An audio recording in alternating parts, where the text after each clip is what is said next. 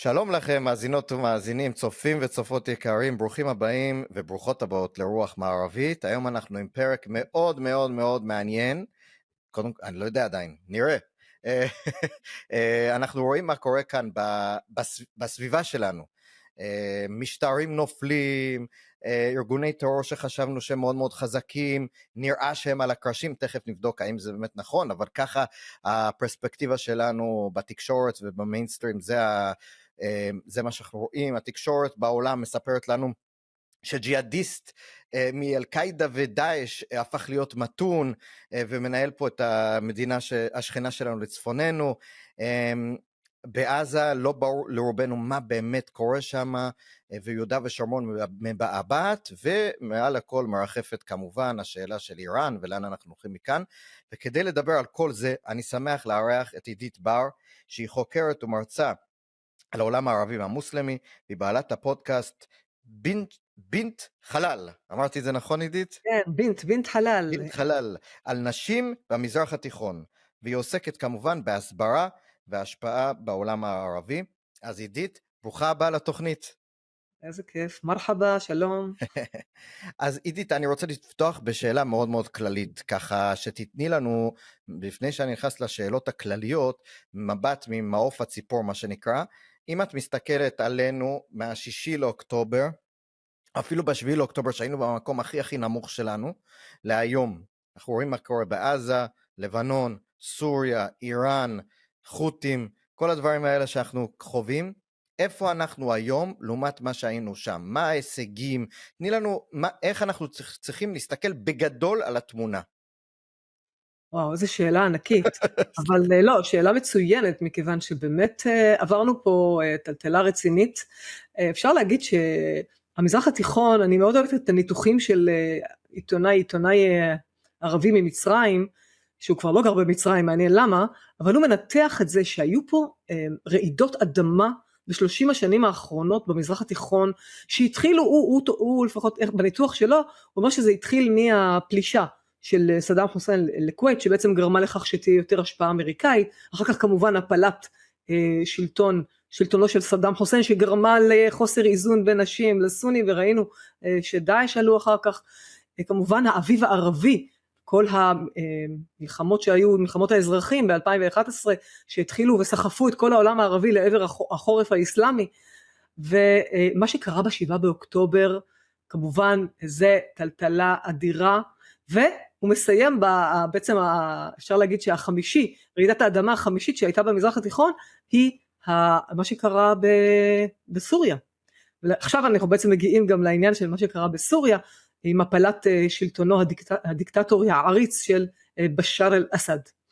אז אנחנו רואים מסביב שקודם כל ב7 באוקטובר אפשר להגיד שישראל הייתה בתחתית של התחתית, מבחינת המענה של הצבא, מבחינת גם המורל הלאומי, היינו מבולבלים, נשפסנו עם המכנסיים למטה כמו שאומרים, שזה מאוד, מאוד עצוב, באמת היה בלבול גדול, לא ידעו מה קורה, כמה הרוגים, כמה חטופים.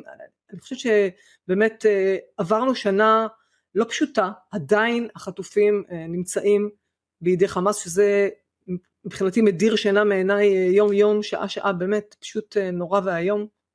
בכלל המציאות הזאת שזה יכול לקרות ושהעולם שותק, זה יותר מטריד אותי. אבל אין ספק שכל מה שקרה במזרח התיכון בשנה האחרונה, גרם לכך שהיום אנחנו במצב הרבה הרבה הרבה יותר טוב ממה שהיה ברור, זה כל אחד רואה, מ7 באוקטובר. ואם אפשר להגיד שהאירוע מבחינתי הכי גדול שהיה השנה, זה באמת חיסולו של חסן נסראללה, מכיוון שחסן נסראללה כבר שנים מאיים, עושה לוחמה פסיכולוגית, מאוד מוצלחת ומעולה בזה. אפשר להגיד שאני הכתרתי אותו תמיד בהרצאות שלי בתור האישיות, בוא נגיד הכי טובה, הכי מוצלחת בלוחמה פסיכולוגית. הוא פשוט אלוף בזה. הוא יודע איך לעשות את זה והוא עושה את זה טוב. ואצלנו היו משדרים את הנאומים שלו בטלוויזיה בשידור חי, כי וואו, וזה הטמטום הכי גדול שאפשר. דרך אגב, עידית, סליחה שאני עוצר אותך, בהקשר הזה, אני פשוט זוכר שכל נאום שלו, היה יושב בכל האולפנים, כן? זה לא ביקורת על ערוץ ספציפי. לא, ברור, אני לא יושב, רואה בכלל תקשורת ישראלית, אני רק שומעת בדיעבד. כן, אז יושב חסן נסראללה נותן נאום מהבונקר או מאיפה שהוא, ויושב פרשן ערבי מה שנקרא, ליד הקריינית, המראיינת, המנחה של האולפן, והוא בעצם תוך כדי שומע את הנאום ומפרשן את מה שנסראללה אומר, לא מפרשן, פשוט כמעט לפעמים מילה במילה, פשוט נותן את זה לציבור הישראלי, כאשר ברור שהאיש מדבר אלינו, מנסה להשפיע עלינו, מנסה להפחיד אותנו, מנסה לעשות עלינו, כמו שאמרת, מניפולציות, ואנחנו כחברה וכתקשורת אנשים שמתווכים את המציאות לציבור, בעצם נפלנו כל פעם במשך שנים לבורות שלו. נכון, אנחנו נופלים בפח כל כך הרבה פעמים, אריאל, אתה לא יודע, כלומר, אני אומרת שגם בדברים שהם עושים בלוחמה פסיכולוגית, שוב, יש לי איזה הרצאה שלמה על העניין של הלוחמה הפסיכולוגית, שהם עושים לנו בכל כך הרבה דברים שהם עושים, וסתם אני אתן לך דוגמה, בכיכר פלסטין בטהרן, למשל, יש להם בניין גדול שעליו הם תולים כל פעם כרזות, והכרזות הן גם בעברית, בכוונה גם בעברית, כדי הם יודעים שאנחנו נראה את זה, נצלם את זה ונפיץ את זה אצלנו, אז באמת השלט האחרון שלהם היה, אתם עוד תתחרטו על המלחמה הזאת, כן? אז הם כל הזמן מנסים להפחיד אותנו בכל מיני דברים, ואנחנו מכירים את זה, זה טקטיקה עתיקת יומין, רק אני לא מצליחה להבין איך המוחות הגדולים פה עדיין לא מבינים ונופלים בפח שוב ושוב, גם בנושא החטופים שהם כל הזמן מנסים, אני קוראת לזה ממש לנגן על המתר הנכון, הם יודעים לגעת בדברים הכי כואבים לנו, והם יודעים פשוט לגעת בציפור נפשנו, שהחיים, קדושת החיים כל כך חשובה לנו, וכשהם מראים לנו סרטון של חטוף, או דברים או סימני חיים, דברים כאלה, שאנחנו נכנסים למין ייאוש לאומי כזה, אז אני חושבת שאנחנו צריכים להבין, המזרח התיכון מדבר אחרת מהמערב, ואם אנחנו לא נבין את ההתנהלות שלהם, המניפולציות, השקרים, התחבולות, הרי מה היה ב7 באוקטובר? זו הייתה תחבולה אחת גדולה, זו הייתה הונאה בעצם, מה הם עשו? וההונאה הזאת, דרך אגב, הם משליכים כמובן שההונאה הזאת הייתה גם במלחמת יום כיפור כמובן, אותה הונאה, ואתה יודע מה אריאל? ההונאה הזאת הייתה גם בקרב בדר בשנת 624, שמוחמד נביא האסלאם יצא עם חבריו, גם כן בעצם הפתיע את הצבא של מקה שבא להרוג אותו, והצליח לאגף אותם ולהרוג אותם ולקחת את השלל, ואני אומרת שהמיתוס הזה של ההצלחה של מוחמד, שאללה נתן לו את ההצלחה מול הצבא האדיר של מקה, מול 1,000 אנשים חמושים מכף רגל ועד ראש, ומוחמד וקומץ אנשים הצליח לגבור עליהם בעזרת ההונאה וההפתעה, זה משמש היום כדגם למלחמות שאנחנו רואים אותם היום. כן, לגמרי, אנחנו נופלים בבורות האלה, עידית. הפרק הזה מוגש לכם בחסות מרכז איינרנד בישראל. השבוע אנו פותחים קורס בין 6 מפגשים שבועיים בזום, הפותח דלת להיכרות עם הפילוסופיה של איינרנד, הסופרת והפילוסופית המוכרת בזכות ספריה רבי המכר, כמעיין המתגבר ומרד הנפילים. נדון בשאלות יסוד כמו מהי המציאות, האם ניתן לסמוך על החושים, מה תפקיד השכל למול הרגש וכיצד ניתן להשיג אושר, מה תפקיד המדינה והממשלה ומה החשיבות של שוק חופשי. בכל אלו אנחנו נלווה אתכם עם חומרי קריאה מרתקים. מוזמנים להירשם, גם כשומעים חופשיים בקישור המצורף. אני רוצה לשאול אותך עכשיו משהו פרטני, נעבור זירה אולי, למרות שכל הזירות האלה אני חושב שקשורות. אני אשמח לדבר על סוריה, כי לא ממש דיברתי על סוריה. אז זהו, אז אני רוצה לשאול אותך ולכוון לסוריה. אנחנו ראינו, כמו שאמרת וציינת, שזה הדבר האחרון, נפילת הקלף האחרון ככה בדומינו האלה, זה סוריה, ונפילתו של בשאר אסד, ואנחנו רואים בחור ג'ולני הזה, שהוא בעצם, אני מבין, אם אני מבין נכון, היו מלא קבוצות מורדים מכל מיני מקומות, וכל מיני קבוצות שכל קבוצה גם עם חסות, נותן חסות אחר, והוא בעצם הקבוצה, אם אני מבין נכון, הכי גדולה וחזקה, שבעצם כרגע מנסה לגבש קואליציה בתוך המדינה, בין הקבוצות המורדים, ומה שמדהים בעיניי זה שהיה לו בעצם, הוא התחיל מאל-קאידה, עבר לדאעש, עכשיו ארצות הברית היה לה באונטי על הראש שלו, כסף שאם אתה תופס אותו, מביא מידע, הם משלמים לך, עד כדי כך הוא היה מחבל ביניהם, עכשיו הוא כאילו בחור מתון, הכל טוב איתו, ארצות הברית מבטלת את הכסף פרס הכספי על הראש שלו, הוא נפגש עם שרי חוץ מהעולם המערבי, הוא נפגש השבוע עם שר החוץ של אוקראינה, אז תראי, קודם כל ברור, וככה אני אשאל אותך ככה שאלה קצת מורכבת, ברור שמבחינת ישראל בהקשר הזה, זה נחתך הצינור בין איראן לבין חיזבאללה.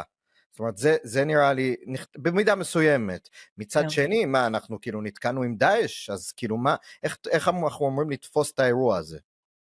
שוב אנחנו רואים שהמערב תמיד נופל לפח שתומנים לו, שוב ושוב, והפעם הבחור הזה שנקרא אבו מוחמד אל-ג'ולני, הוא אלוף במיתוג ושינוי התדמית שלו, יש לו כנראה יועצי תדמית מצוינים, יועץ שיווקי, אתה יודע, אנחנו יודעים בעולם המסחר, גם אני אשת עסקים, אני מרצה, אז אני יודעת מה זה אומר מיתוג, יש אנשים שרוצים למתג את עצמם בצורה, כלומר, להראות שהם טובים יותר מאחרים, שהם מקצוענים יותר מאחרים, אז הם מביאים איזשהו יועץ תקשורת או יועץ עסקי, והוא מלמד אותם איך לעשות מיתוג לעסק שלהם. אז אותו הדבר, מר ג'ולני עושה מיתוג לעצמו. איך הוא עושה את המיתוג הזה? לכמה דברים. בואו נתחיל מהשם שלו. קודם כל, הוא שינה את השם שלו לאחמד אל-שרע, שבעצם הכינוי שלו הג'יהאדיסטי היה אבו מוחמד אל-ג'ולני. אז כבר שינוי השם כבר, איך אומרים, עושה לו איזה תדמית מתונה יותר. האדם הזה גם במראה שלו, קיצץ את הזקן שלו, כדי שהוא ייראה יותר נורמלי, הוא הוציא את הטורבן הזה שהיה לו על הראש, הג'יהאדיסטי הזה שהוא היה כורך כזה, מין קופיה כזאת על ראשו, כמו הטליבן וכל האחרים, הוא הוציא את זה כמובן, עכשיו הוא נראה נורמלי, הוא לובש חליפה, הוא אפילו עונב עניבה, הוא נראה ממש רגיל, וגם, לא רק זה, גם בשיח שלו, הוא מדבר הרבה יותר מתון, אנחנו דואגים למיעוטים, אנחנו לא רוצים לעשות סוריה לכולם, אנחנו רוצים דמוקרטיה, אבל כשאנחנו רואים בין השורות אריאל את הדברים שהוא עושה, קודם כל אנחנו רואים שהוא מינה את מקורביו לכל מיני משרות בחירות בסוריה, אחד מהם הוא היועץ שלו, אחד מהיועצים שלו, הוא מינה אותו להיות אחראי על רשות השידור של סוריה. הבחור הזה, בן 33, תחשוב, בחור בן 33 אחראי, מנכ"ל רשות השידור, כן, הוא עדיין צעיר,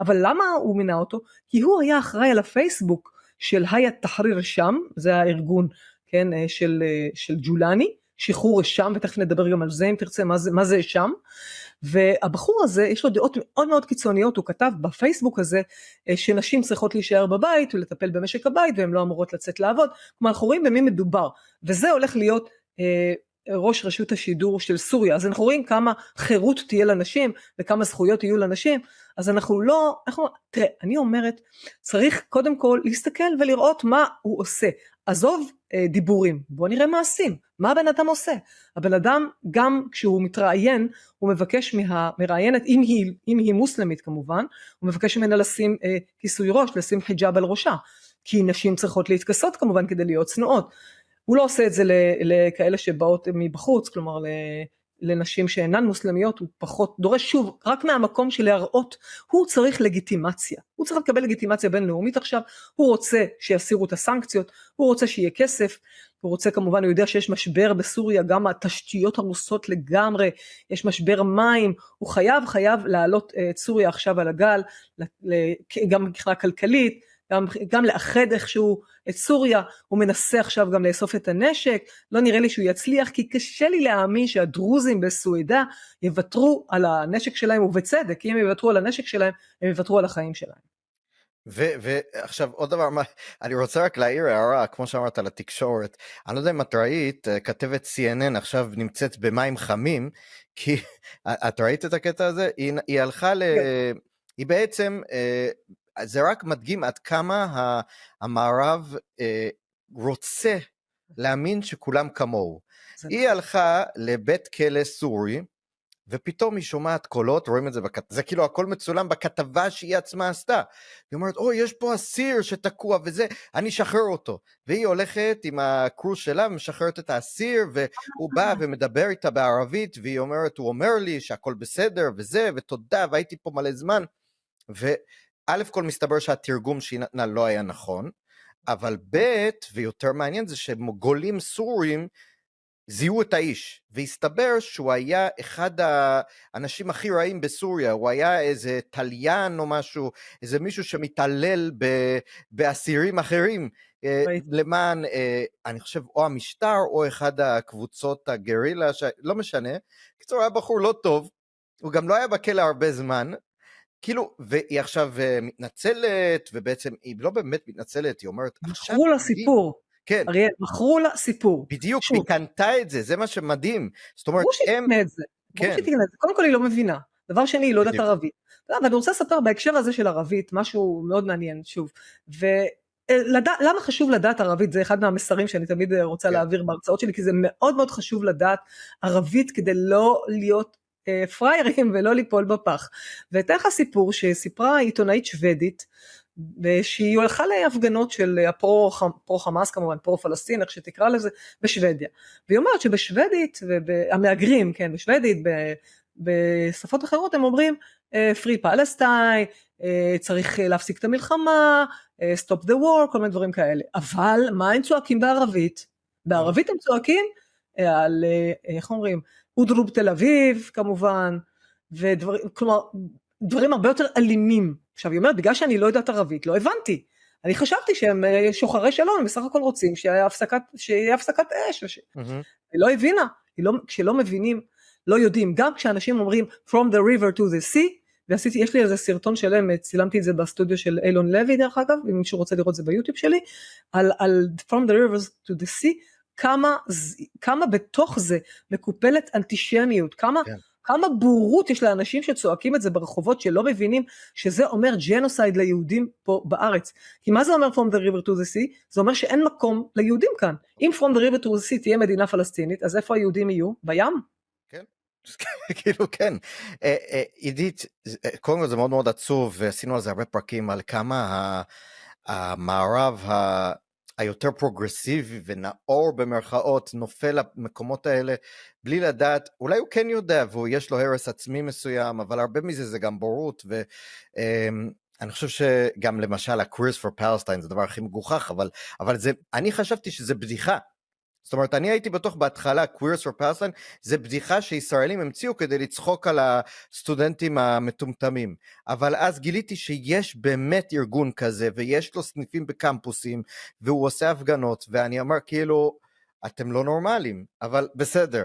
אני רוצה לשאול שאלה, שבעיניי היא גם קשורה לדבר הזה. אני רואה בטלגרם ובקבוצות וואטסאפ ובכל מיני מקומות של מדיה אלטרנטיבית, סרטונים מזעזעים מתוך סוריה היום, של תפיסת למשל אלוהים, אנשים שנחשדים כאלוהים, או אנשים שנחשדים כמשת"פים של המשטר הקודם, והתעללויות ברבריות שלהם ברחובות העיר, ומצד שני, בתקשורת הממסדית בעולם ובישראל כמובן, אין לזה זכר, אין לזה, כאילו אתה כמעט ולא, כמו שאמרת, כאילו יש ההדרה של המשטר החדש, והתעלמות לחלוטין מהדברים האלה, אז עד כמה המשטר הזה באמת משתמש כרגע, השלטון החדש הזה, משתמש באמצעים אלימים כרגע ברחובות סוריה, אולי זה לא מייצג. שוב, זה wishful thinking, כלומר שוב, אנחנו כל פעם מנסים להשליך גם את עצמנו, גם את הערכים שלנו עליהם, אתה יודע, למערב יש בעיה אחת, נורא קשה לו עם העניין הזה שמישהו רוצה להפר פה את הסדר העולמי, למה? כל כך טוב, למה לשבור, למה להרוס, למה הוונדליזם, למה השנאה, לא יכול להיות, זה פשוט אנחנו הבעיה, לא יכול להיות שהם יהרסו, ואתה יודע מה, אני סתם אספר לך, הרבה אנשים רואים אותי, גם חברים שלי, כמומחית לכל העניינים של האסלאם, אז הם באים אליי ואומרים לי, עידית, תני לנו תקווה, מה? אני אומרת להם, תראו, אני אומרת דבר כזה, צריך להישיר מבט למציאות, אני לא פוליטיקלי קורקט, אני אומרת מה קורה, אני גם רואה כמוך את הסרטונים הללו, ואני אמרתי עוד, כשראיינו אותי, עוד הייתי לפני 3 שבועות, ממש כשהייתה ההפיכה הזאת, אמרתי כבר באותו יום, אני לא אשכח את זה, אמרתי, תראו שהבן אדם הזה, גם לפי העבר שלו, ידעתי, אבו מוחמד אל-ג'ולני, הוא היה בדאעש, אחרי זה הוא פרש של קאידה, והוא הלך לג'בהת א-נוסרה, הקים את ג'בהת א-נוסרה, ואת היית תחריר שם, אז הבן אדם יש לו עבר ג'יהדיסטי, הוא קראת ראשים לאנשים, הוא עינה במכות חשמל, אנשים שלא היו מספיק, שלא התפללו כמו שצריך, שלא ידעו כמה רקעות יש בכל תפילה של המוסלמים. הבן אדם הזה יש לו עבר לא פשוט, עבר ג'יהאדיסטי, יש לו אידיאולוגיה קיצונית. היה ברור לי שברגע שהוא ישתלט על השלטון, הוא ישליט שם את השריעה, את שלטון האסלאם, ההלכה המוסלמית, וידרוש מאנשים כמובן להתלבש בצניעות, והוא לא ייתן להם שום דמוקרטיה. הוא כבר אמר שרק עוד 4 שנים יהיו בחירות, כלומר הוא כבר שם את השטיח האדום לקראת הנשיאות של עצמו. אמרתי שהוא מינה אנשים משל עצמו, כלומר הבן אדם הזה אין סיכוי, הוא יחסל חשבונות עם היריבים שלו, בדיוק כמו שבשאר אל-אסד רצח בדם קר ועינה את המתנגדי השלטון שלו, גם אבו מוחמד אל-ג'ולני בהחלט, ואנחנו רואים את זה כבר עכשיו, ועכשיו קמים נגדו גם אנשים שאומרים, רגע, תשחרר מהכלא את האנשים, והוא לא ישחרר אותם, הוא בטח גם יענה אותם. תופסים עלווים ברחובות, ומשפילים אותם עד אפר. ולמה?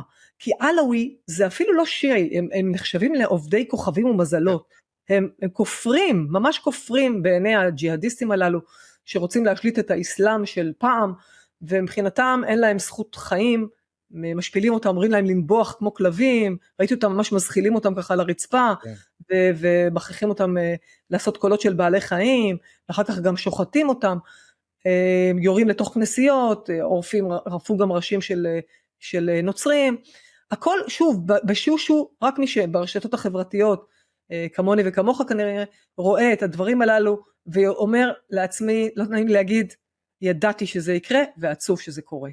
עכשיו, השלטון, הג'יהאדיסטים האלו, השלטון החדש הזה, את מי, זו שאלה מאוד מאוד מצחיקה, אבל אני חושב שהיא מעניינת, את מי הם שונאים יותר, את היהודים או את השיעים? יפה, יפה אמרת. אז תראה, כשאנחנו למדנו באוניברסיטה העברית בירושלים, למדנו על הסונים והשיעים, כן, תואר שני במזרח תיכון, אז כמובן תמיד אמרו שהסונים שונאים יותר את השיעים, מאשר את היהודים, ולהפך. יש בזה היגיון מסוים, מכיוון שהשיעים, מבחינתם הם מפריעים להם, הם רואים בעצמם שהם ראויים לרשת את מוחמד, את השושלת של מוחמד, והם אמורים להיות האימאמים, והם אמורים להוביל את האומה המוסלמית, וזה מה שאיראן כל הזמן מדברת עליו, שהם האלה הראויים. הרי השיעים בנויים על תפיסה של מדוכאות, אני קוראת לזה, כן? הם תמיד המזלומיה, כן? המזלומים, הם העשוקים, הם המסכנים, וגזלו מהם את הירושה, גזלו מהם בעצם את השלטון באומה המוסלמית, הסונים, ולכן קודם כל צריך להשמיד, כלומר קודם כל צריך לתפוס את השלטון, ולהשליט את האסלאם השיעי על כל מדינות ערב, ואחר כך נטפל ביהודים. תראה, היהודים זה תירוץ, למה איראן בעצם מדברת על אל-אקצא וירושלים, וזה קשקוש בלבוש. הרי ירושלים, אם אל-אקצא חשובה לשיעים, אז היא במקום הרביעי, אוקיי? היא בטח לא במקום הראשון, ולא השני ולא השלישי. אז זה שהם תופסים את זה כתירוץ, כי זה מאחד את המוסלמים, אתה יודע, זה נורא קל להגיד, לא סתם קראו למלחמה הנוכחית, תופן אל-אקצא, כן? מבול אל-אקצא. למה קראו לזה מבול אל-אקצא? כי האל-אקצא תופס את כל המוסלמים מכל העולם, וזה מה שהם רוצים. הרי מה רצו חמאס? הם רצו לאחד את כל המוסלמים תחת המטריה הזאת של אל-אקצא. לא הלך להם כל כך, כי המוסלמים אמרו, וואלה, למה לי להתערב במלחמה? שלא לי. למה שאני אכניס את החיילים שלי עכשיו להיהרג בשביל חמאס, כן? אז שוב, יש לנו את חיזבאללה שכן נכנס מתחת לאלונקה של חמאס, כן? ועזר, אבל ראינו מה קרה להם. החות'ים, גם הם מנסים עכשיו, אני מקווה שגם גורלם יהיה כגורל חיזבאללה, לך תדע, אני לא יודעת מה יהיה, אבל בהחלט יש פה עניין של סונים ושיעים, והיהודים זה תחנה בדרך, כן? זאת אומרת, אנחנו סוג של תירוץ שמאפשר לרכב על השנאה כלפינו, כדי להשיג את המטרה העליונה של שלטון על האסלאם משני הצדדים, הסונים לעומת על השיעים והשיעים על הסונים. גם, אבל אתה יודע מה, אני רוצה לספר עוד משהו מאוד מאוד מעניין. אני קודם גם, אתה יודע, אני קוראת ואני לומדת עוד ועוד על העניין הזה עם סוריה. הרי ראינו את השמחה המטורפת, אפשר להגיד האקסטטית, שהם נכנסו למסגד האומאי בדמשק. עכשיו, למה כל כך שמחים?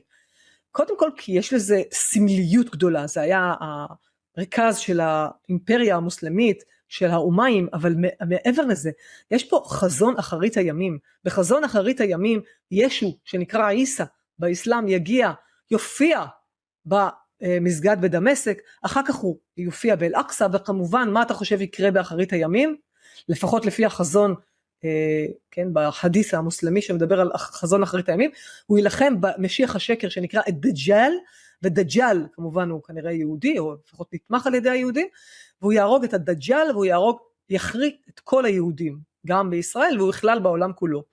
אז זה חזון אחרית הימים, אז אנחנו רואים שיש בזה משהו, כן, משיחי כזה, הייתי אומרת, הרבה מעבר לסתם לתפוס כן, לכבוש את המסגד האומה, יש בזה סמליות מאוד גדולה, והאסלאם בכלל נורא בנוי על המיתוסים ההיסטוריים האלה, על הסמליות, יש לי המון מה לדבר על זה, אני מספרת על זה חלק מזה בכמה מההרצאות שלי, על העניין שההיסטוריה תמיד דופקת בדלת אצל המוסלמים, הם משתמשים בשמות של המלחמות לפעמים בדברים היסטוריים. אנחנו מכירים את זה מהיהודים. נכון, בחייבר, אתה יודע, עשיתי הרצאה לקהילה היהודית בסיאטל, וסיפרתי הם היו בהלם מהרבה דברים שהם לא הבינו, כאילו כל מיני דברים שקורים בהפגנות, כל מיני, כמו שאמרת חייבר, סיפרתי להם על חייבר, הם לא הבינו את כל הרקע, אני חושבת שגם יהודים פה בארץ לא כל כך מבינים, אבל הם בוודאי מרוחקים ופחות מבינים את העניין הזה של השימוש הזה בכל מיני אירועים שהיו למוחמד עם היהודים בזמנו, שמשליכים אותם גם על היום, כי אם אללה עזר אז למוחמד נגד היהודים, נגד הכופרים שרצו להרוס את הקעבה, אז היום הוא עוזר למוסלמים נגד היהודים שרוצים להרוס את אל-אקצא, שזה כמובן מיתוס שקרי, אבל לך תסביר. עידית, יש לי שאלה, הזכרת את חיזבאללה, אנחנו שומעים בארץ מפי פרשני מערכת הביטחון לשעבר, כל הגנרלים וכולי, זה שחיזבאללה בעצם גמור, ובעצם הוא ירץ להפסקת האש איתנו כי הוא היה על הקרשים, ושווה לי בהקשר הזה לשאול אם הוא באמת היה על הקרשים, למה אנחנו הסכמנו להפסקת אש, אבל זו שאלה אחרת. האם באמת חיזבאללה על הקרשים, האם באמת הוא במצב שזהו, הוא לא בר שיקום, או שאנחנו ממעיטים בחוזקות של הארגון הזה? זה תלוי מאוד את מי אתה שואל. אז יש בהחלט, אני רואה בטלוויזיה בלבנון, באים אנשים ואומרים, תקשיבו, אין מה לעשות, צריך להודות בכך, פשוט הובסנו.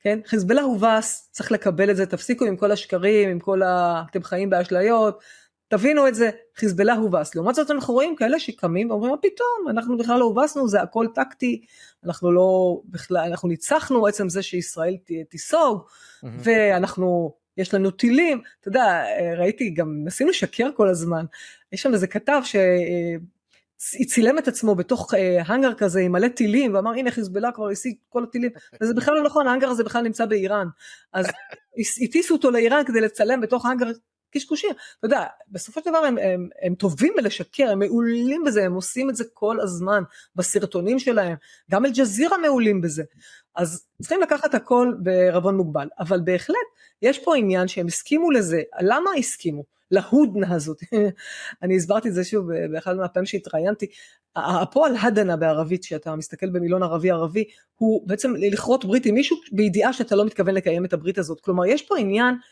שהשקר אפילו נמצא בתוך המילה, כן? יש גם מילה בערבית שנקראת זעמה, זה טענת שקר, כלומר בתוך המילה כבר יש את השקר בתוך המילה, אוקיי? אז עושים הודנה שאין ברירה, כשהאסלאם בתחתית, בעצם המוסלמים מרגישים שעכשיו הם חלשים, ולא יכולים לעשות את הג'יהאד הזה, אז הם יסכימו לחתום על הסכם של הפסקת אש, או מין הודנה כזאת, כדי להתחזק, כלומר יש בזה עניין של מסלחה, אינטרס או תועלת של המוסלמים, הם יעשו את זה לתועלת של עצמם, כדי להשתקם, ברור שחיזבאללה אחרי שהוא קיבל את המכה, עם הביפרים שעוד ידובר עליהם עוד הרבה שנים, אני חושבת, הם חטפו פה גם מכה מורלית מאוד חזקה, והמורל פה זה העניין שבו צריך להילחם, העניין המורלי והעניין התודעתי, ולכן אם נגיע לעניין ההסברה וההשפעה, נראה כמה זה חשוב בעידן שבו מלחמת התודעה חשובה לא פחות מהמלחמה בשדה הקרב.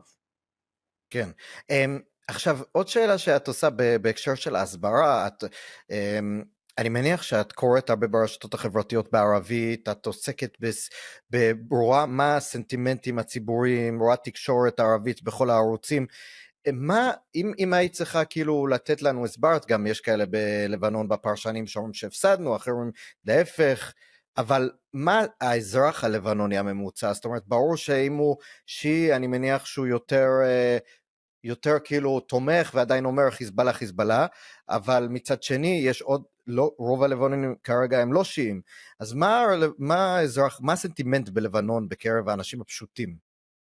אז תראה, אני חברה בכמה קבוצות של לבנונים שתומכים בישראל, וזה נורא כיף יש לראות דבר את כזה?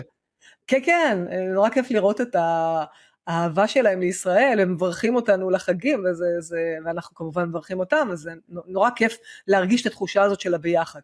בסופו של דבר, לא, שוב, אני לא מכירה את כל האזרחים בלבנון, ואין לי קשר איתם, כמובן יש לי את הקשרים, מה שאני רואה ברשתות החברתיות, יש כמובן את אלה שעדיין, שוב שאמרנו שהם חושבים שהם ניצחו, והם ימשיכו להניף את דגלי חיזבאללה, והם יגידו שזה רק עניין של זמן. אני חושבת שהעניין הזה של ההשפלה הזאת, שעכשיו הם בעצם הושפלו בכך שהרסנו כלומר הצלחנו לפוצץ להם את הביפרים, והצלחנו לעשות עוד כמה דברים, ולהרוג את נסראללה, שזה, לדעתי, זה המכה הכי אנושה שהם קיבלו, להרוג להם את הסייד, כן, את האדון שהם הולכים לאורו שנים ארוכות, וכשהרגנו את אדון חיזבאללה, כן, את הסייד, שהם קוראים לו הסייד, אז פה היה המכה המורלית מטורפת, והיו חייבים להגיד רגע פוס, אנחנו עוצרים שנייה, איך אומרים, חושבים מסלול מחדש, איראן ממשיכה לחמש אותם כמובן, אז שלא נחיה באשליות שהם מורתעים, בסדר? כבר השיח הזה של המורתעים, אני מקווה כבר פס מן העולם, אז שוב, האזרח הלבנוני כאזרח, אני חושבת שהוא באמת רוצה להחזיר את לבנון למה שהיא הייתה פעם. הנוצרים, תשאל אותם, הרי רוב הנוצרים ברחו מלבנון, רוב הנוצרים הם בעצם במערב מפוזרים, במערב, רוב הנוצרים, כן?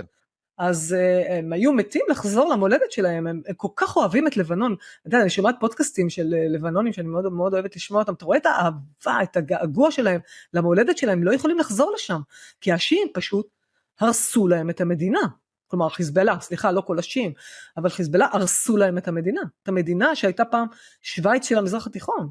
כן, ודרך אגב אני חושב שהתקווה שלהם די לשווא, כי המדינה הזאת מבחינה כלכלית גם גמורה, כאילו עוד לפני המלחמה הזאת ראינו את המצב הקשה שם, אני חושב עוד לפני שהיו הפצצות ישראליות, היו שם הפסקות חשמל ממושכות באזורים נרחבים, וממש אינפלציה מטורפת, והממשלה כמעט פשטה רגל כמה פעמים, עוד לפני המלחמה. כן, אבל זה לא רק לבנון, אריאל, זה לא רק לבנון, גם סוריה. עכשיו, זה מדינות מפורקות, ולמה הן מפורקות? כי הסכמי סייקס-פיקו לא לקחו בחשבון את השבטיות, את העדתיות, את היריבות, עשו פה מין משמש כזה של מדינות איך אומרים, מדינות לאום, שמו קווים ישרים בכל מיני מקומות, ועשו פה טעויות פטליות, שמי שמשלם את המחיר עכשיו, זה המזרח התיכון המדמם הזה. כן, זה אנשים, אני חושב בסוף זה האנשים הפשוטים שנהרגים, שנעקרים, הנוצרים, זה אנשים ברובם די לא אלימים, לא זה, הם היו צריכים לברוח כמו שאמרת מהמדינה, תראי, חלקם מאוד מאוד מצליחים במערב, אבל חבל שהם לא יוכלו להישאר בבית שלהם. שעסקים, תראה, לבנון נועדה, בעצם הוקמה כדי להגן על הנוצרים, על המיעוט הנוצרי. תחשוב איזה אבסורד, כן? שהיום הנוצרים הם אלה שצריכים לברוח, ולהיות המיעוט עכשיו בלבנון.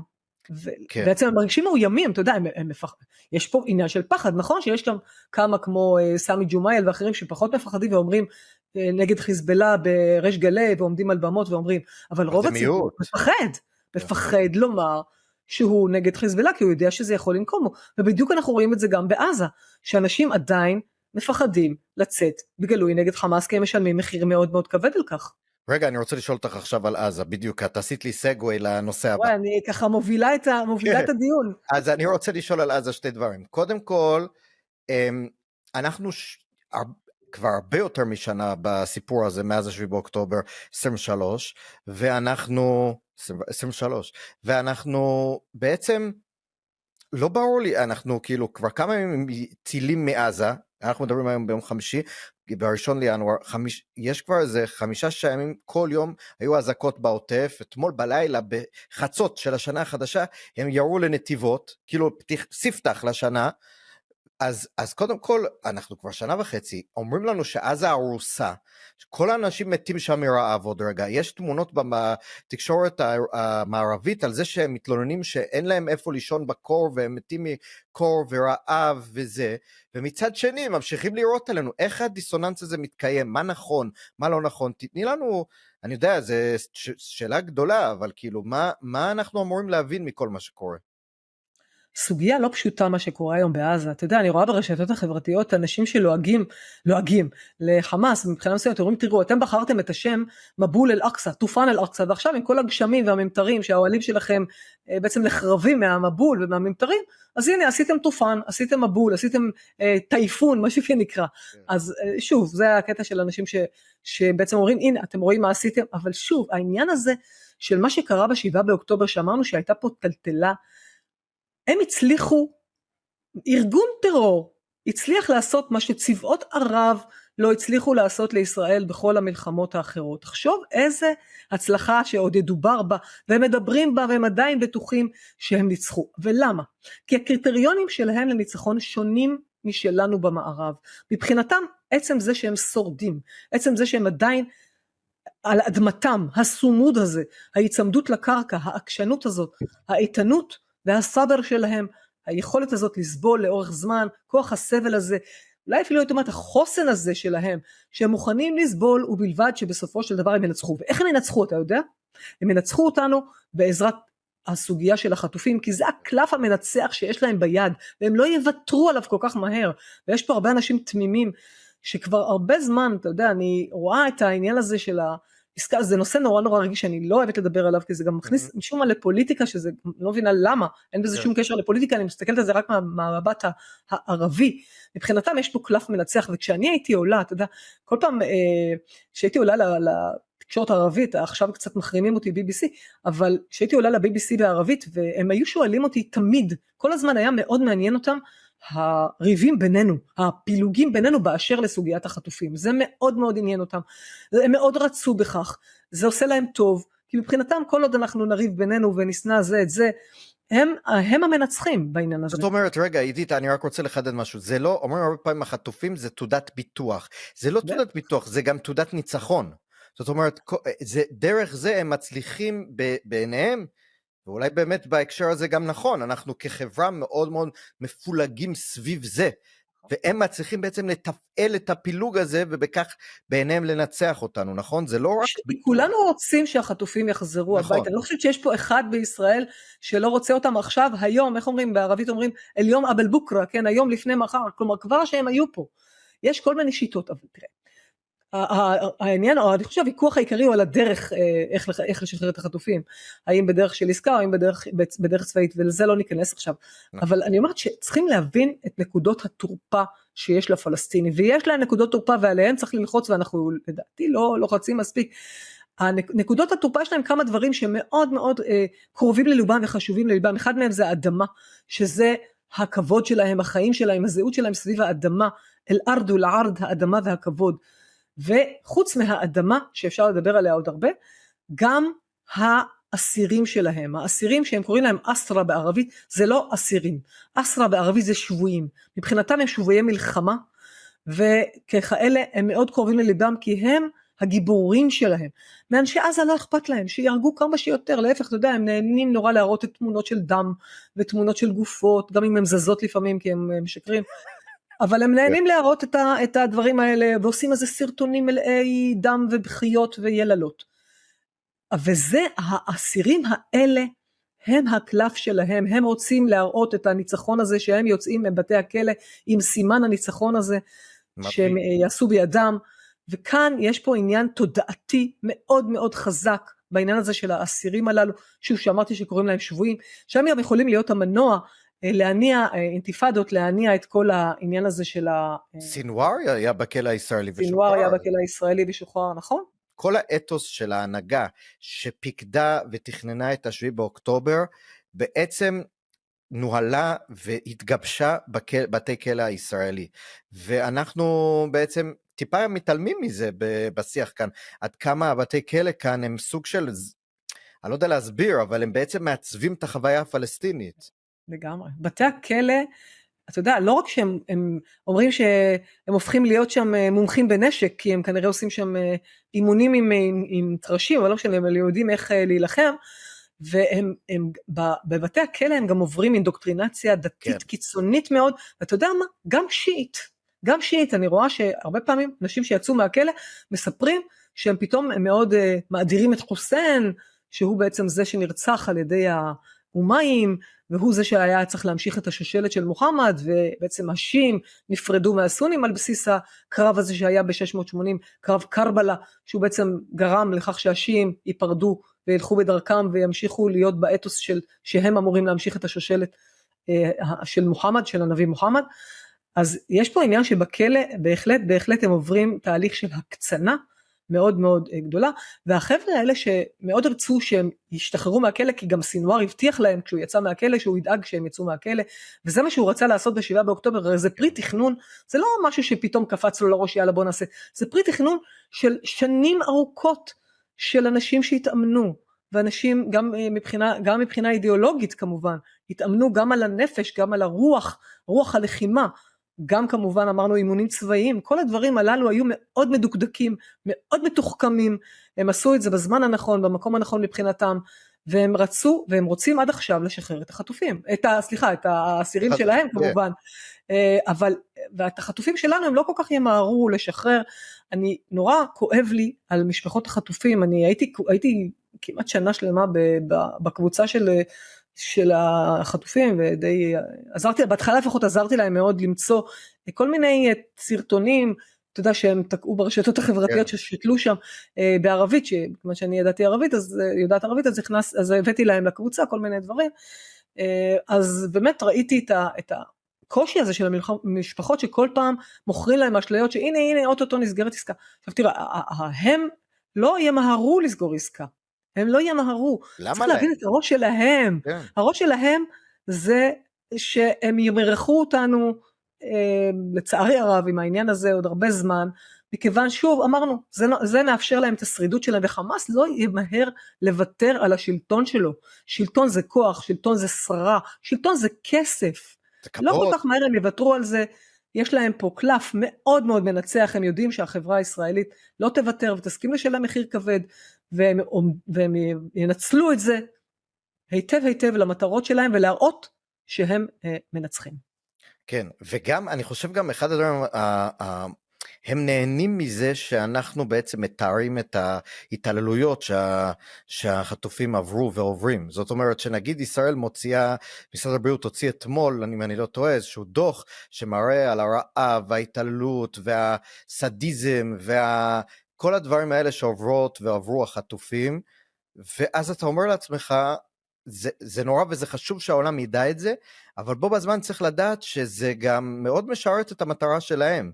זאת אומרת, הם משתמשים בהתעללויות שהם עושים לחטופים, כדי להתעלל גם בחברה הישראלית, ולענות את החברה כאן, להכניס אותנו למשבר עוד יותר עמוק. זה איזושהי שיטה בפני עצמה, נכון? אנחנו שוב חוזרים ללוחמה הפסיכולוגית. הרי לוחמה פסיכולוגית, כל המטרה שלה, היא בעצם לרמות במידה מסוימת, לגרום לאויב, להרגיש שהוא מובס, למרות שהוא אולי מנצח. יכול להיות שגם לאויב, האויב הרבה יותר חזק, כלומר, נגיד ישראל, הם מכירים בכך שיש לישראל יכולות טכנולוגיות, יכולות צבאיות, יכולות מודיעיניות, שהרבה יותר גדולות מארגון טרור, כמה שהוא יהיה מצויד וכמה שהוא יהיה חזק. אבל הם יודעים שהם יכולים לנצח אותנו בשדה התודעה, ועל זה הם שמים את הפוקוס, בזה הם טובים, הם עושים קרזות, הם עושים קריקטורות איומות על ישראל, אנטישמיות, יש להם סרטונים איומים, והסרטונים של החטופים, כל הדברים הללו ביחד, שאני לא מדברת בכלל על הדברים אחרים שהם עושים בתוכניות הלימודים, ובדברים אחרים שאני לא אכנס לזה עכשיו, אבל יש פה עניין של מערכת שלמה, מכונה משומנת, שעושה כל הזמן, 24/7, את המלחמה הפסיכולוגית הזאת עלינו, ואנחנו משיבים איך אני קוראת לזה, זרזיפים, אתה יודע, מין יוזמות אזרחיות קטנות, שאנשים פשוט לקחו על עצמם, כי אנחנו דואגים למדינה שלנו, אנחנו דואגים לעצמנו, אנחנו רוצים איך אומרים, להחזיר את ישראל, להיות חזקה, להיות מרתיעה. אנחנו בעצם עושים את העבודה במידה מסוימת, בשביל הממשלה, שלא, בוא נגיד עד היום, לא ראיתי שקל בעניין הזה מהם, אני גם לא יודעת איך עושים את זה בכלל, ואין לי זמן לבקש תקציבים. אז אבל אני אומרת עדיף לך לא לבקש. לא, עזוב, אני לא בעניין הזה. אני עושה את זה בשביל המדינה שלי. עכשיו התחלתי לעבוד עם אלה קנן, ברייט מיינד, שהם עושים הסברה מטורפת, אז לפחות אני מרגישה שיש איזשהו בית כזה, אתה יודע, שלחסות בו, לקבל קצת את האנרגיות ולקבל את התמיכה, שזה מאוד מאוד חשוב שאנחנו נתמוך בעצמנו, גם אם לא תומכים בנו מהממשלה, לפחות שאנחנו פה נעשה מין חזית אחידה, שאנחנו נותן פה מסרים, הם נותנים יותר לעולם המערבי, אני משתדלת לתת לעולם הערבי, מההיכרות של התרבות וההיכרות של הדת וההיכרות של המזרח התיכון, צריך להתאים את המסרים, כי המסרים הם לא תמיד אותו הדבר. כמו שאמרת, אם אני אראה התעללות, אם אני אראה נגיד שמתעללים בחטופים, אז הם ישמחו. לעומת זאת, אם אני אראה למערב, המערב יגיד, וואו, מה הם עשו להם? אז זה לא אותו דבר, אתה יודע. אני מראה פשעי מין היה לי סיפור שעליתי לשידור ב-BBC, ביום שהיה 25 בנובמבר, שזה יום נגד אלימות נגד נשים, יום הבינלאומי, כן, לאלימות נגד נשים, והעליתי שם את סוגיית האונס של אנשים ב7 באוקטובר, אתה לא יודע מה עשו לי, הם השתיקו לי את המיקרופון, הם לא רצו לשמוע אותי,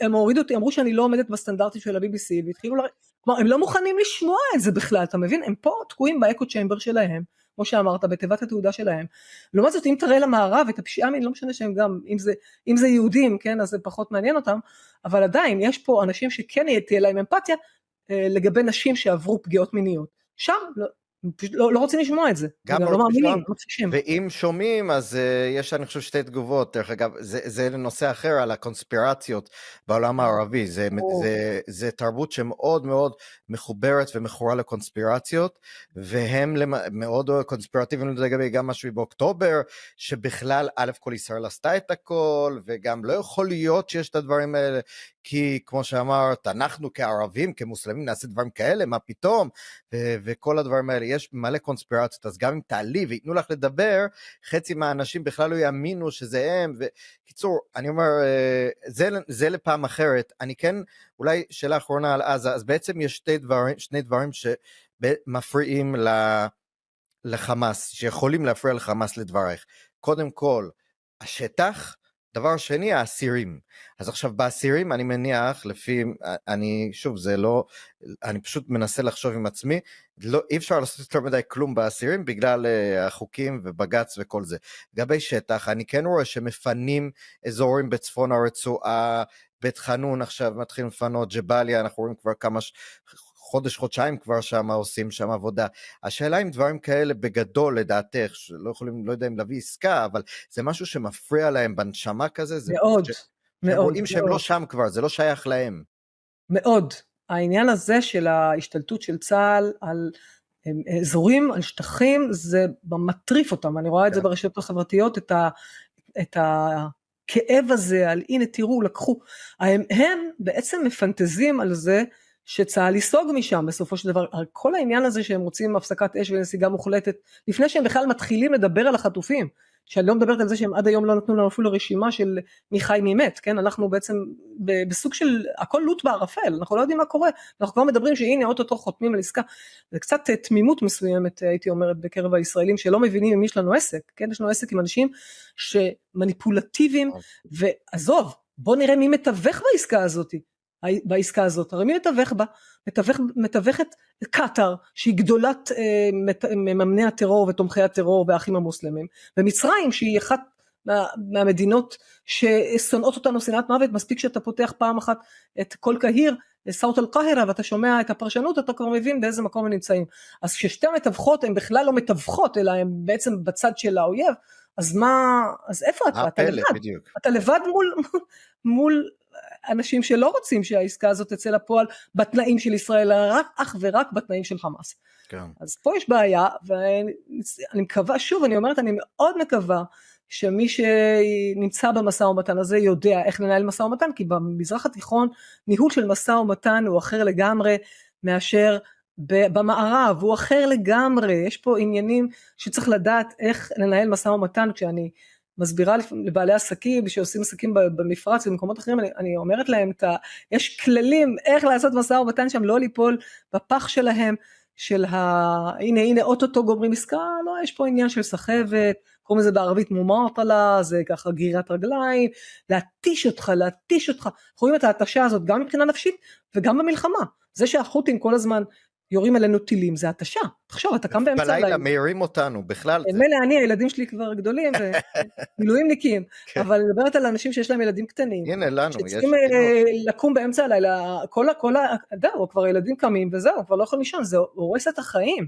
יש פה עניין של התשה, זה פיגוע תודעתי, הם עושים את זה, והם יודעים שהם עושים, והם מחייכים ושמחים, והם יודעים, הם רואים את התגובות אצלנו, והם כל הזמן מצלמים, אתה יודע, אני רואה אצלנו בסרטונים, הראו למשל בשדה תעופה, איך אנשים רצים עם המזוודות, כשיש הזקה, הם מראים ישראלים מתחבאים, כשיש הזקה, איך הם רצים למקלטים, הם כל כך נהנים, אתה רואה אותם שמים אימוג'ים של שמחה, ושל צחוקים, וצחוק מתגלגל, הם מאוד שמחים מזה, אז שוב אמרתי גם, לכן גם אני אומרת, צריך לדעת מה להראות לאלה, למערב, ומה להראות לערבים, כן, ברשתות חברות, לא להראות את זה לפה, צריך מסרים מותאמים לכל, כן, אני קוראת לזה למזרח ולמערב, לא אותו הדבר, אבל בהחלט צריך להיות על זה, על העניין התודעתי הזה, לא לשחק לידיהם, בשום מקרה.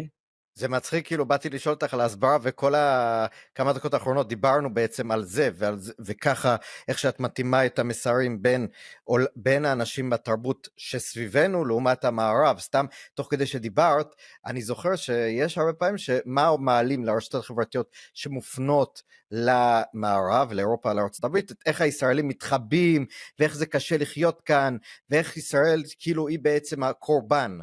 ודווקא לעולם הערבי זה מסרים שדווקא מחזקים את האויבים. זאת אומרת, אתה רוצה לעומת, כשאתה בא מול אנשים סביבנו, אתה רוצה לראות חוזקה, ואולי למערב שמחפש את הקורבן, ובוא לתמוך, אתה צריך להראות שאתה קורבן, כאילו. יש כאן את כל כך נכון, זה כל כך נכון. תראה, קודם כל, אני כשהייתי עולה לשידור, תמיד שמתי מאחוריי מפה של ישראל, בדרך כלל עם דגל ישראל, וגם התקווה, כן, כדי שיהיה גם סמל לאומי מאוד חזק, שאני אראה להם, וגם תמיד שידרתי עוצמה, כי אומרים לי, מה, אז יש הפגנות, אז יש זה, אז עכשיו לא הצלחתם, אז עכשיו נהרגנו לכם חטופים, אז תמיד הייתי מנסה להגיד, הנה אנחנו חזקים, אנחנו לא פוחדים, גם אם בתוך תוכי, לפעמים כן היו רגעים של ייאוש, היו רגעים של קשים, אני מודה, אבל כשאתה עולה לתקשורת הערבית, אתה חייב להראות עוצמה, וגם בפוסטים אתה חייב להראות שאתה חזק, אתה חייב להראות תמונות שאנחנו נגיד, לוקחים אסירים שלהם, ומצעידים אותם ברחוב, זה למשל דברים שמשגעים אותם, הדברים הללו, כן. אבל גם אצלם יש סתירה פנימית, מצד אחד, ראינו ב7 באוקטובר את השמחה האקסטטית הזאת, הנה הורדנו את ישראל, הנה עשינו, והם אפילו שידרו בשידור חי את כל מה שהם עושים, ואת ההתעללויות שלהם. ב8 באוקטובר הם כבר פתאום הכחישו, מה פתאום? לא קרה, לא היו דברים מעולם, לא דובים ולא יער. אז יש פה עניין גם של הקורבנות הזאת, הם מראים מצד אחד תמונות של דם ושל גופות, וכמה אנחנו אומללים ואנחנו קורבנות, מצד שני, וואו, אנחנו מנצחים, רואים אותם דורכים על חיילי צה"ל, כלומר, יש פה עניין שבתוך תוכם, כאילו יש את הסתירה, אז זה קורבנות או אתם מנצחים? לא, אבל זה גם, דרך אגב, עידית, אני חושב שצריך לראות את זה גם בהקשר של למי המסר מופנה, כלפי עצמם הם אומרים לחבר'ה שלהם, אל תתייאשו, אנחנו מנצחים, כלפי העולם שבחוץ, איזה מסכנים אנחנו, תבואו, תצילו אותנו מישראל, תעשו סנקציות על ישראל, תעשו אמברגו נשק, מתים פה מלא ילדים, זאת אומרת, אני חושב שבהקשר הזה, ובטח תסכים איתי, שהמסרים שהם משדרים, הם דיסוננס, אבל הם בכוונה, כי זה תלוי מי מקבל אותם, לא? הזכרת לי משהו מדהים, שגם, שוב, שאני מעבירה הרצאות באנגלית לחול, בזום, אז אני אומרת להם את העניין הזה של אל-ג'זירה באנגלית, לעומת אל-ג'זירה בערבית, יש גרסאות, בערבית זה שונה בתכלית השינוי מאשר בערבית, באנגלית ובערבית זה לא אותם מסרים, ואל-ג'זירה כל כך פיקחים, הרי הם עושים דברים, באמת, הם מאוד מתוחכמים, יש להם צוות מקצועי, שמוציא גם סרטונים אנטישמיים נוראים נגד ישראל, אבל בגרסה האנגלית שלהם הרבה יותר מתונים, הם מדברים על הפסקת אש, הם מדברים על זכויות אדם, הם מדברים על דברים איך אומרים, באמת דמוקרטיה, ואנחנו רוצים זה במדינות ערב, לעומת זאת בגרסה הערבית, אנחנו רואים את השנאה ליהודים, את השנאה לנוצרים, את ההסתה הזאת, ואתה יודע מה, אפילו שיתוף פעולה עם הטרור, הייתי באיזה זום עם עיתונאי עיראקי שממש סיפר לנו, דברים נוראים שאל-ג'זירה עושה, ממש נותנת אפילו טיפים, כן, למחבלים, מאיפה כדאי לתקוף, הם פשוט אשכרה משתפים פעולה עם האויב, ואנחנו לא מבינים את זה, כי מי ששומע אל-ג'זירה באנגלית, חושב שהם בסך הכל רוצים הפסקת אש, הם בסך הכל רוצים קצת, איך אומרים, שלא יהיה ג'נוסייד בעזה, הם מנסים, ולא מבינים שמי שעושה את הטיהור האתני, מי שבעצם רצה לעשות את הטיהור האתני הזה, ב7 באוקטובר, זה הם ולא אנחנו.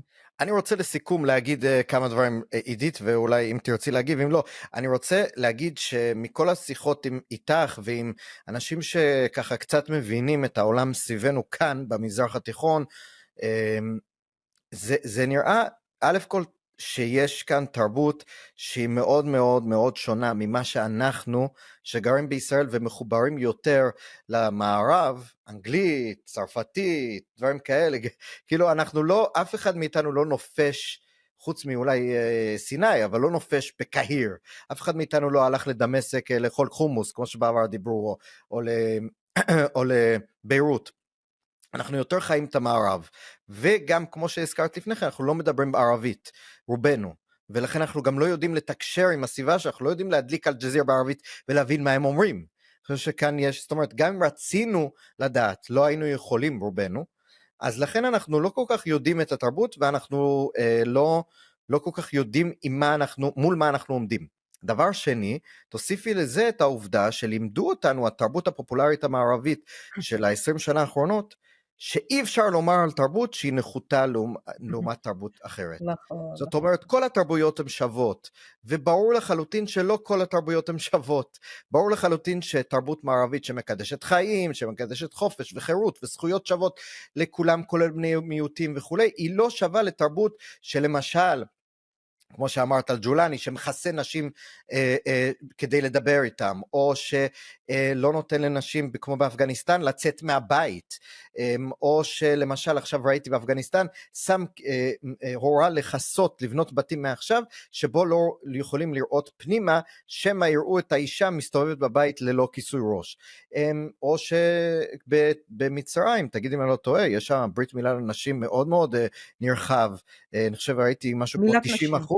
מילת נשים. יש לי על זה פרק שלם בפודקאסט על מילת נשים, אוקיי. רק לאנשים עם לב חזק בבקשה.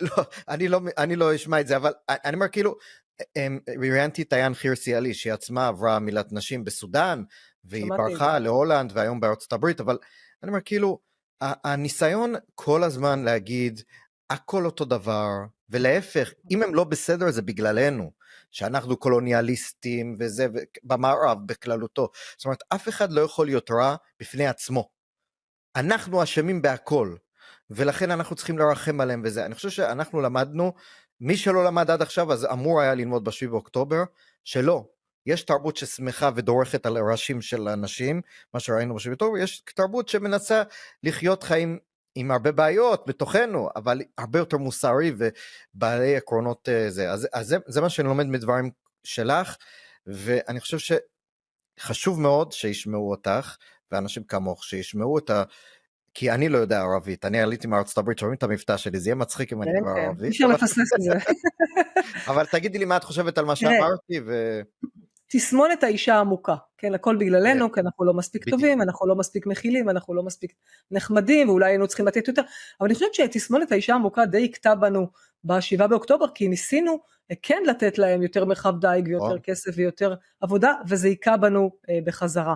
אנחנו קוראים לזה כפיות טובה, אבל זה לא, אנשים לא מבינים, זה לא כפיות טובה, יש להם אידיאולוגיה, והם לא יוותרו עליה, למה אנחנו לא יכולים להבין את זה? אנחנו אולי קצת, אנחנו יותר מדי, אנחנו לפעמים מבטרים, אנחנו מאוד מנסים, כן, להיות מתפשרים, להתפשר על זה, להתפשר על זה, להתפשר על זה, לא, הם לא מתפשרים, הם מ-48 עדיין לא התפשרו, הם רוצים את אותם דברים, הם רוצים את זכות השיבה, הם רוצים את כל פלסטין, ישראל, מה שתקרא לזה, הם לא מבטרים, הם חיים עדיין את 48.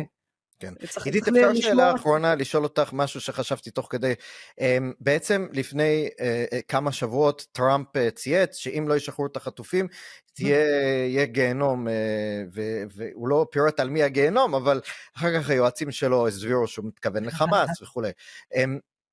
האם התנהלות כזאת שהיא כל כך שונה ממה שראינו ב4 השנים האחרונות מהנשיא היוצא, מהממשל שלו, התנהלות של הגיע המשוגע לעיר, הוא לא צפוי, זאת אומרת מה שביידן עשה היה מאוד צפוי וטראמפ מאוד לא צפוי, אנחנו רואים את זה גם מול מקסיקו, מול קנדה, מול גרינלנד, שהוא רוצה לקנות את גרינלנד מדנמרק, כל מיני דברים כאלה, האם התרבות הערבית, התרבות החמאסית נקרא לזה, כי מולה אנחנו מדברים בהקשר הזה, האם היא בקצרה, האם היא חוששת מזה מאוד, זאת אומרת האם היא רואה את זה ואומרת, אולי כדאי לנו להגיע מהר לעסקה, כי מי יודע מה יהיה עם דונלד טראמפ?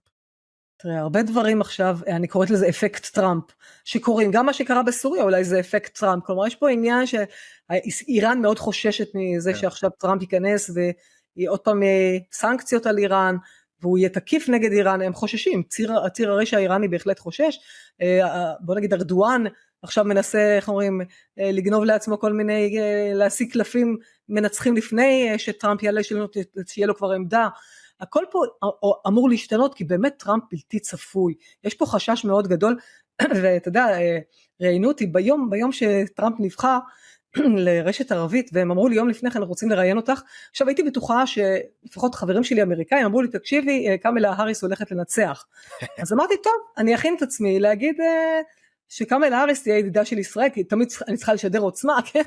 ואז פתאום אני קמה בבוקר, ואני רואה, וואו, התהפכו היוצרות, אז טראמפ ניצח, אז אמרתי, טוב, עידית, עכשיו את חייבת לשנות לגמרי את כל המסרים שאת אומרת בתקשורת הערבית, ובאמת הסברתי להם למה טראמפ טוב ליהודים, ואני חושבת שראיתי את פרצופו המתקרקם של המגיש הערבי, ככל שסיפרתי כמה טראמפ עשה למען ישראל, ושהוא העביר את השגרירות, ושהוא עשה דברים, אני רואה את הפרצוף שלו הולך ומחביר, איך אומרים, נהיה לבן, כסיד, אז כן, אז הבנתי שעשיתי כנראה כן משהו טוב בעניין הזה של התקשורת הערבית, זה היה טוב להראות להם שטראמפ הולך לשנות דברים, תראה, אי אפשר לדעת, באמת כמו שאמרנו, אי אפשר לדעת מה טראמפ יעשה, אבל אני משוכנעת בוא נגיד פרייר הוא לא, הוא מכיר קצת את המזרח התיכון, יש לו יועצים טובים, הוא יודע איך להתנהל, הוא יחזיר אני מקווה את הסדר על כנו, ואם הוא יצליח באמת ללחוץ על חמאס, שלדעתי הדרך לליבו של חמאס עוברת דרך קטר, אם הוא יצליח לשכנע את הקטרים, או ללחוץ על קטר, שתכריח את חמאס, בעצם זה אפקט הדומינו, כן? אם הוא ילחץ על קטר, אז קטר ילחצו על חמאס. זה פשוט לא יאמין דרך אגב, עידית, שקטר היא בת ברית של ארצות הברית, והיא מממנת את כל המחבלים בערך סביבנו. זה פשוט כאילו, מה? תראה, קטר דואגת לתדמית שלה, היא צריכה להיראות שהיא דואגת לספורט בעולם והמונדיאל, והיא מאוד פילנטרופית והיא תורמת לכל מיני אירועים בעולם, אבל בסופו של דבר קטר היא ראש הנחש הסוני, כן? נכון. היא לגמרי, גם ארדואן מטורקיה, אבל בהחלט הם ביחד, ככה כמו שאומרים, קראנו לזה בתוכנית הערביסטים, צבי יחזקאלי, קראנו לזה את ציר הרשע הסוני, כי יש לך ציר הרשע האסיישי, ממולו יש לך ציר הרשע הסוני, אז בוא נגיד אל תתלהב מאלה ואל תתלהב יותר מאלה, כן? כלומר בוא נגיד בוא לא נהיה פריירי ולא נהיה תמימים. ולא נהיה תמימים. אבל ברשותך, אני רוצה להגיד משהו ככה לקראת סיום, באמת, משהו מאוד מאוד חשוב. שוב, שאני חוזרת ואומרת הרבה פעמים גם, בוא נגיד, אני חושבת שאחד המסרים שאני תמיד אומרת גם בהרצאות שלי, זה הקטע של כמה חשוב לדעת ערבית, כשאתה יודע ערבית, אתה לא יכול, אי אפשר לערבב אותך, אני קוראת לזה, אתה לא יכול ליפול בפח, בין אם ראינו בכל מיני דברים שאנחנו רואים ברשתות החברתיות, בין אם ראינו באל-ג'זירה בערבית, לעומת אל-ג'זירה באנגלית, כלומר, כשאתה יודע ערבית, אתה יכול להבין מה באמת הם אומרים, ומה באמת הם חושבים. אתה יודע, שמעתי, אני גם בעצמי גם התראיינתי לכמה וכמה פודקאסטים בתחילת המלחמה, ואמרתי צריך להכיר את התרבות הערבית, וצריך לדעת את השפה, והיום אני רוצה לומר מסר אולי טיפה אחר, אני אומרת כן, צריך לדעת ערבית, אני חושבת שגם בבית הספר צריך לדעת ערבית, אני בעד ערבית מדוברת, אבל גם ערבית ספרותית, אבל אתה יודע מה הכי חשוב עכשיו, לדעתי, מכל מה שאני רואה ברשתות החברתיות, הכי חשוב שאנחנו בעצמנו נחזק את עצמנו, את הזהות שלנו, התרבותית שלנו, הישראלית היהודית, לחזק את זה, ואני הייתי מציעה גם לחזק את הזהות הערבית ישראלית, שהם ירגישו שייכים למדינת ישראל, שהם איתנו, איך אומרים, הם חיים איתנו פה במדינה, הם חלק מהמדינה, אני אומרת, לא הולכים לשום חשוב עכשיו לחזק את הזהות הזאת, את הזהות שלנו, התרבותית, היהודית, כן, חשוב מאוד כדי שנדע להתמודד עם האויב, כי האויב כל הזמן הוא נוגע במיתוסים דתיים, הוא בעצם מבחינתו, המלחמה הזאת היא מלחמת דת. אם אנחנו לא נדע מספיק את הדת שלנו, הם גם לא יכבדו אותנו. הם לא מכבדים אנשים שאינם מחוברים לתרבות ולשורשים ולמורשת שלהם. אז נהיה חזקים גם מעצמנו, יהיה לנו יותר חוסן נפשי, חוסן לאומי, חוסן יהודי, איך שתקרא לזה, זה לא משנה. זה לא קשור להיותך דתי, זה קשור להבנת הזהות שלנו כאן במדינת ישראל. וככל שאנחנו נגדל פה את הילדים שלנו, להבין למה אנחנו פה, למה אנחנו פה בכלל. מבחינה היסטורית, גם מבחינה דתית, למה אנחנו פה? זה יחזק אותנו מול האויב שלנו, ואני חושבת שאם נצליח באמת לחזק את זה, אז נהיה הרבה יותר חזקים, גם במישור התודעתי מול האויבים שלנו. אני מסכים באמת עם כל מילה, ועם זה אני רוצה להגיד לך, תודה רבה לך עידית בר שהיית איתנו, היה תענוג מעניין מאוד, מחכים מאוד, והמון תודה, ולמאזינים וצופים אני אגיד שאחרי שזה ישודר, אם יש לכם שאלות, תשלחו לי, נעביר לעידית, נעשה לתשובות שאלות נבחרות, ננסה לענות, במידה ויהיו שאלות שבעיניי שווה להעביר לך, אז המון תודה, תודה לכם שהייתם איתנו, ונשתמע בפרק הבא, תודה רבה. אינשאללה. תודה שצפיתם בפודקאסט רוח מערבית. אל תשכחו לעשות לייק, להירשם לערוץ ולשתף, וללחוץ על הפעמון, כדי לא לפספס אף פרק. נתראה בפרק הבא.